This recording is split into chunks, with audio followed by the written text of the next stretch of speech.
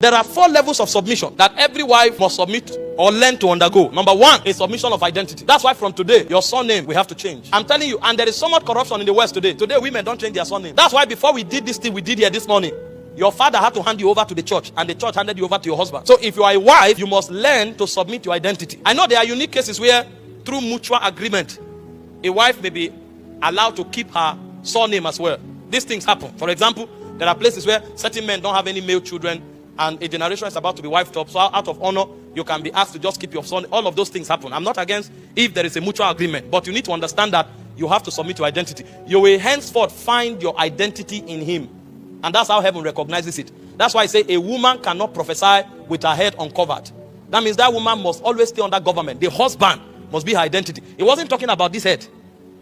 Because in the previous verses, it called the man the head of the wife. So if you are studying in context, it's talking about the man.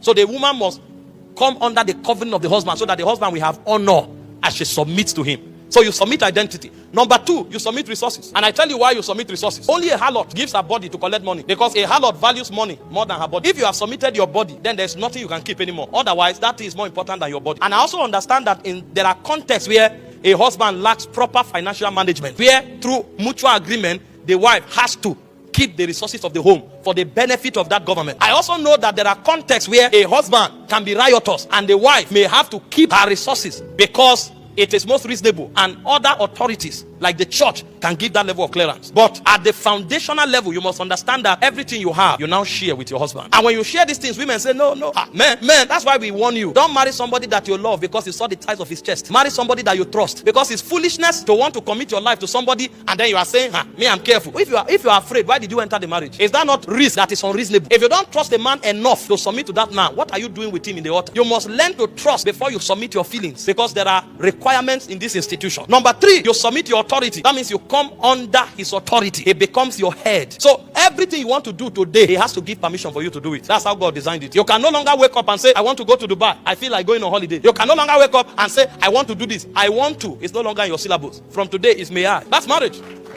And thank God, what I'm sharing here is not in Oxford. I'm sharing it in church. If I go out for marriage seminar, I will talk about friendship. But when I'm in church, I will talk Bible. And then finally, you submit your body, because that's the highest thing you have. You submit your body. Mutually, you submit your body. Your body is no longer your own. Your body belongs to your husband as much as it belongs to you. You have to submit your body to your husband. These are 4 levels of submission, and this is the code for harmony in marriage. You must have heard it in many places, that all men desire is respect and honor. It's God that designed it that way, because God already gave a commandment that women should submit. That's why he designed it that way. Then you think God was harsh with women. You now come to the men, and God now went further and gave men even a more superior standard. He said in verse 25, husbands, love your wives, even as Christ loved the church and gave himself for it. So the love that God told men to give their wives is not feeling. It's absolute sacrifice, and sacrifice unto death. So a man who does not love a woman enough to die for her has no right to call himself a husband. So it's actually a balanced equation. This is why a woman who submits to a husband, who is a husband indeed, is not taking a risk.